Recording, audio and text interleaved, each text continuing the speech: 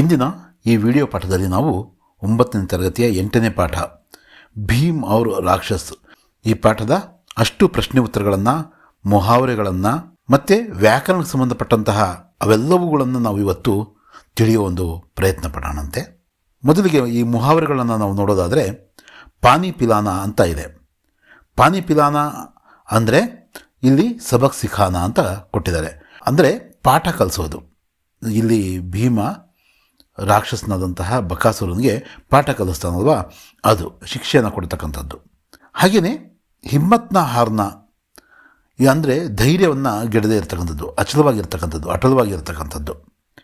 ಭಾಗ್ಯಪೂರ್ಣ ಅಂದರೆ ಏನೋ ಒಂದು ಕೆಡಕಾಗ್ತಕ್ಕಂಥದ್ದು, ನಮ್ಮ ಒಂದು ಭಾಗ್ಯ ಕೆಟ್ಟೋಗಿದೆ ಅನ್ನೋ ಅರ್ಥದಲ್ಲಿ ಬರುತ್ತದು. ಆಗ್ ಬಬುಲಾಹೋನ ಅಂದರೆ ಸಿಟ್ಟಾಗ್ತಕ್ಕಂಥದ್ದು, ಕ್ರೋಧಿತ್ವನ ಅಂತ, ಕೋಪಗೊಳ್ಳೋದು. ರೋ ಪೀಟ್ನ ಅಂದರೆ ದುಃಖ ಸಮಯ ಕಾಟ್ನ ಅಂದರೆ ಅಳ್ತಕ್ಕಂಥದ್ದು, ತುಂಬ ದುಃಖದ ದಿನಗಳು ದೂಡ್ತಕ್ಕಂಥದ್ದು. ಇನ್ನು ಅಭ್ಯಾಸಕ್ಕಿರ್ತಕ್ಕಂತಹ ಪ್ರಶ್ನೆ ಉತ್ತರಗಳಿಗೆ ನಾವು ಬರೋದಾದರೆ ಮೊದಲನೇ ಮೇನು ಏಕ್ ವಾಕ್ಯ ಮೇ ಉತ್ತರ ಲಿಖಿ ಅಂತ ಇದೆ. ಮೊದಲನೇ ಪ್ರಶ್ನೆ ಏನಿದೆ, ಬಕಾಸುರ್ ಕಹಾ ರಹತಾ ಥಾ, ಬಕಾಸುರ ಎಲ್ಲಿರ್ತಾ ಇದ್ದ ಅನ್ನೋದು ಪ್ರಶ್ನೆ. ಬಕಾಸುರ್ ಏಕ್ ಚಕ್ರ ನಗರಿ ಮೇ ರಹತಾ ಥಾ, ಬಕಾಸುರ ಏಕಚಕ್ರ ನಗರಿಯಲ್ಲಿ ಇರ್ತಾ ಇದ್ದ. ಭೀಮ್ ಕೌನ್ ಥಾ, ಭೀಮ ಯಾರು? ಭೀಮನನ್ನ ಪಾಂಡವರಲ್ಲಿ ಒಬ್ಬ ಅಂತ ಕರಿಬೋದು. ತಾಯಿಯ ಕಡೆಯಿಂದ ನಾವು ಇಲ್ಲಿ ಭೀಮ್ ಕುಂತಿಕಾ ಪುತ್ರ ಥಾ ಅಂತ ನಾವು ಬರೆದ್ವಿ. ರಾಕ್ಷಸ ಕಾ ನಾಮ್ ಕ್ಯಾ ಥಾ, ರಾಕ್ಷಸನ ಹೆಸರೇನು? ಬಕಾಸುರ, ರಾಕ್ಷಸ ಕಾ ನಾಮ್ ಬಕಾಸುರ್ ಥಾ. ಹಾಗೆಯೇ ನಾಲ್ಕನೇ ಪ್ರಶ್ನೆ, ಭೀಮ್ನೆ ಬಕಾಸುರ್ ಕಿ ಲಾಶ್ ಕೋ ಕಹಾ ರಖ್ನೆ ಕೆ ಲಿಯೆ ಕಹಾ, ಭೀಮ ಬಕಾಸುರನ ವಧೆಯನ್ನು ಮಾಡಿದ ನಂತರ, ಆತನನ್ನು ಕೊಂದ ನಂತರ ಈ ಒಂದು ಶವವನ್ನು, ಈ ದೇಹವನ್ನು ಎಲ್ಲಿಡಬೇಕು ಅಂತ ಹೇಳ್ದ ಅಂತ ಇಲ್ಲಿ ಪ್ರಶ್ನೆ. ಭೀಮ್ನೆ ಬಕಾಸುರ್ ಕಿ ಲಾಶ್ ಕೋ ನಗರಿ ಕೆ ದರ್ವಾಜೆ ಪರ್ ರಖ್ನೆ ಕೆ ಲಿಯೆ ಕಹಾ, ಆ ಬಾಗಿಲ ಅಂದರೆ ಹೆಬ್ಬಾಗಿಲಿರುತ್ತಲ್ಲ, ಊರಿನ ಹೆಬ್ಬಾಗಿಲ ಮೇಲೆ ಇಡ್ರಿ, ಎಲ್ಲರೂ ನೋಡಲಿ ಅಂತ ಹೇಳ್ದ. ಕುಂತಿಗೆ ಕಿತ್ನೆ ಬೇಟೆ ಥೇ, ಕುಂತಿಯ ಮಕ್ಕಳೆಷ್ಟು? ಈ ಪಾಠದ ಪ್ರಕಾರ ಕುಂತಿಗೆ 5 ಬೇಟೆ ಥೇ.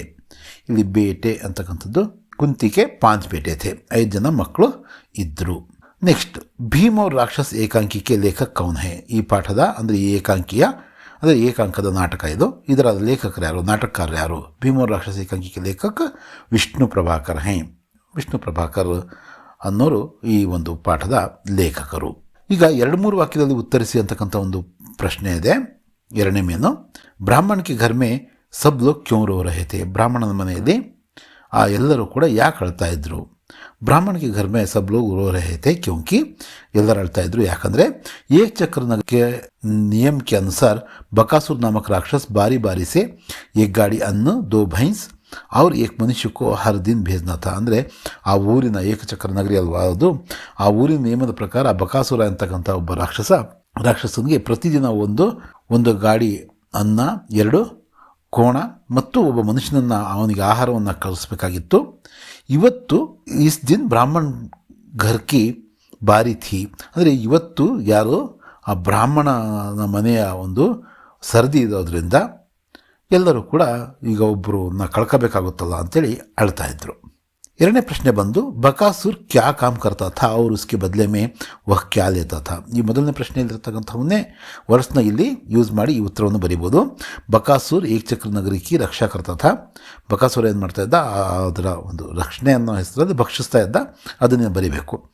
ಉಸ್ಕೆ ಬದಲೆ ಮೇ ಉಸ್ಕೆ ಲಿಯೆ ಬಾರಿ ಬಾರಿ ಸೆ ಏಕ್ ಗಾಡಿ ಅನ್ನು 2 ಭೈಂಸ್ ಅವ್ರು ಏಕ್ ಮನುಷ್ಯಕ್ಕೂ ಹರ್ ದಿನ ಭೇಜ್ನಾ ಥಾ, ಅದರ ಬದಲಾಗಿ ಆ ಊರಿನವ್ರು ಏನು ಮಾಡಬೇಕಾಗಿತ್ತು, ಒಂದು ಗಾಡಿಯನ್ನು, 2 ಕೋಣ ಮತ್ತು ಒಬ್ಬ ಮನುಷ್ಯನನ್ನು ಕಳಿಸ್ಕೊಡ್ಬೇಕಾಗಿತ್ತು. ಇದು 2-3 ವಾಕ್ಯದಲ್ಲಿ ಉತ್ತರಿಸ್ತಕ್ಕಂತಹ ಪ್ರಶ್ನೆ ಉತ್ತರಗಳು. ಮುಂದಿನ ಮೇನು ರಿಕ್ತಸ್ಥಾನ್ ಭರಿಯೇ ಅಂತಕ್ಕಂಥದ್ದು. ತುಮ್ ಚಲೆ ಗಯೆ ತೋ ಘರ್ ಕಾ ಸಹಾರ ಹಿ ಚಲಾ ಜಾಯೇಗಾ, ಇಲ್ಲಿ ಸಹಾರ ಅಂತಕ್ಕಂಥದ್ದನ್ನು ನಾವು ಉತ್ತರಿಸ್ಬೇಕು. ನೀವು ಹೋದರೆ ಮನೆಯ ಒಂದು ಆಸರೆ, ಸಹಾರ ಅಂದರೆ ಆಸರೆನೇ ಹೊರಟು ಹೋಗುತ್ತೆ ಅಂತ. ಎರಡನೇ ಮೇನು ತುಮ್ ಪಹೇಲಿಯಾ ಬುಜಾ ರಹೆ ಹೋ, ನೀನು ಒಗಟೊಗಟಾಗಿ ಮಾತಾಡ್ತಿದೀಯಾ ಅಂತೇಳ್ಬಿಟ್ಟು ಭೀಮ ಹೇಳ್ತಕ್ಕಂಥ ಮಾತು. ಮತ್ತು ಅತಿಥಿ ಕೋ ಅಪ್ನೆ ದುಃಖ ಸೆ ದುಃಖಿ ನಹಿ ಕರ್ನಾ ಚಾಹಿಯೇ, ಏನಾಯಿತು ಅಂತ ಭೀಮ ಮತ್ತು ಕುಂತಿ ಅವ್ರು ಕೇಳಿದಾಗ ಅತಿಥಿಗಳಿಗೆ ನಮ್ಮ ದುಃಖದಲ್ಲಿ ನಮ್ಮನ್ನು ಹಂಚ್ಕೋಬಾರ್ದು ಅಂತೇಳ್ಬಿಟ್ಟು ಅಲ್ಲಿರ್ತಕ್ಕಂಥ ಆತ ಬ್ರಾಹ್ಮಣ, ಆ ಮನೆಯ ಯಜಮಾನ ಹೇಳ್ತಾನಲ್ವ, ಅದನ್ನು ನಾವಿಲ್ಲಿ ಬರೆದಿದ್ದೀವಿ. ಮೈ ಅಭಿ ತುಜೆ ಪಾನಿ ಪಿಲಾತಾ ಹೂँ, ಇಲ್ಲಿ ನೋಡಿ ಮುಹಾವರೆಯಲ್ಲಿ ಬಂದಿತ್ತಲ್ವ ಪಾನಿ ಪಿಲಾನ ಅಂತಕ್ಕಂಥದ್ದು, ಅಂದರೆ ನಾನು ಈಗಲೇ ನಿನಗೆ ನೀರನ್ನು ಕುಡಿಸ್ತೀನಿ, ಅಂದರೆ ಪಾಠ ಕಲಿಸ್ತೀನಿ, ಸರಿಯಾದ ಪಾಠ ಕಲಿಸ್ತೀನಿ ಅಂತ ಕನ್ನಡದಲ್ಲೂ ಹೇಳ್ತೀವಿ ನೋಡ್ರಿ, ಆ ವರ್ಡು ಭೀಮ ಆ ರಾಕ್ಷಸನಿಗೆ ಹೇಳ್ತಕ್ಕಂಥದ್ದು. ಅಭಿ ತೇರೆ ದೋ ಟುಕಡೆ ಕರ್ ದೇತಾ ಹೂँ, ಇದು ಕೂಡ ಭೀಮ ರಾಕ್ಷಸನಿಗೆ ಹೇಳ್ತಕ್ಕಂಥದ್ದು. ನಾನು ಈಗಲೇ ನಿನಗೆ ಎಲ್ಲರೂ ಪೀಸ್ ಮಾಡಿಬಿಡ್ತೀನಿ ಅಂತಕ್ಕಂಥದ್ದು.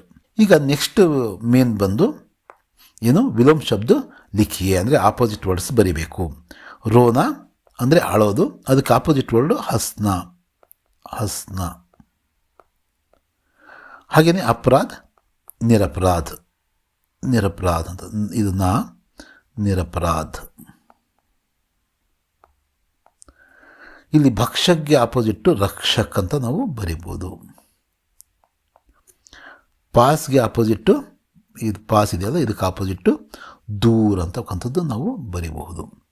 ಶುದ್ಧಗೆ ನಿಮಗೆ ಗೊತ್ತು ಅಶುದ್ಧ ಅಂತ ಬರಿಬೋದು, ಅಶುದ್ಧ ಇದಕ್ಕೆ ಆಪೋಸಿಟ್ ವರ್ಡ್. ವೀರ್ ಇದಕ್ಕೆ ಆಪೋಸಿಟ್ ವರ್ಡ್ ಕಾಯರ್, ಕಾಯರ್ ಅಂದರೆ ಹೇಳಿ.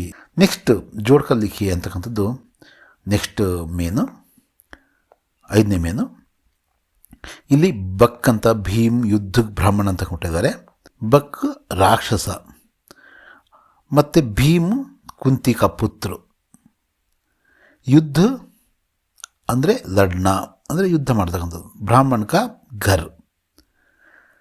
ಈ ರೀತಿಯಾಗಿ ನಾವು ಏನು ಮಾಡ್ಬೋದು, ಇವನ್ನ ನಾವು ಬರಿಬಹುದು, ಹೊಂದಿಸಿ ಬರೆಯಿರಿ. ಹಾಗೆಯೇ ಮುಂದಿನ ಒಂದು ಮೇನು 4ನೇ ಮೇನು ಅನ್ಯಲಿಂಗ ಶಬ್ದ ಲಿಖಿಯೇ. ಬ್ರಾಹ್ಮಣ ಅನ್ಯಲಿಂಗ ಅಂದರೆ ಇಲ್ಲಿ ಪುಲ್ಲಿಂಗ ಇದೆ, ಸ್ತ್ರೀಲಿಂಗ ಬರೀಬೇಕು, ಬ್ರಾಹ್ಮಣಿ ಅಂತ ಬರೀಬೋದು.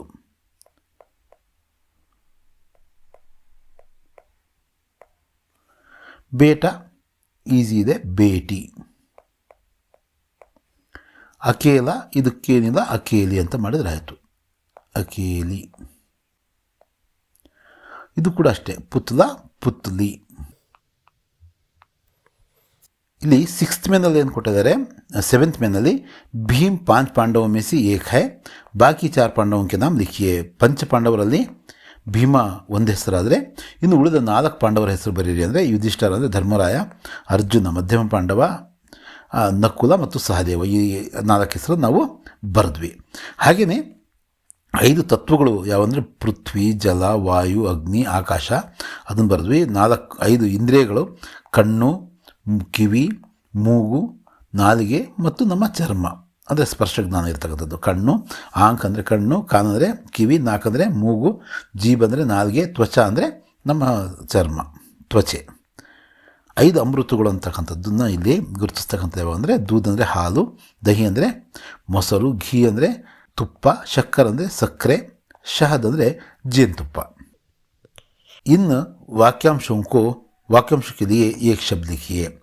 ಇಲ್ಲಿ ಜೋ ಬಲ್ಹೀನ್ ಹೈ ದುರ್ಬಲ್ ಅಂತಕ್ಕಂಥದ್ದಿದೆಯಲ್ಲ, ಹಾಗೆಯೇ ಜಿಸ್ಕೆ ಆನೆ ಕಿ ಕೋಯಿ ತಿಥಿ ನಾ ಹೋ ಅತಿಥಿ ಅಂದರೆ ಯಾವುದೇ ಡೇಟ್ ಇಲ್ದಂಗೆ ಬರ್ತಕ್ಕಂಥದ್ದು ಅತಿಥಿ, ಗೆಸ್ಟ್ ಅಂತ.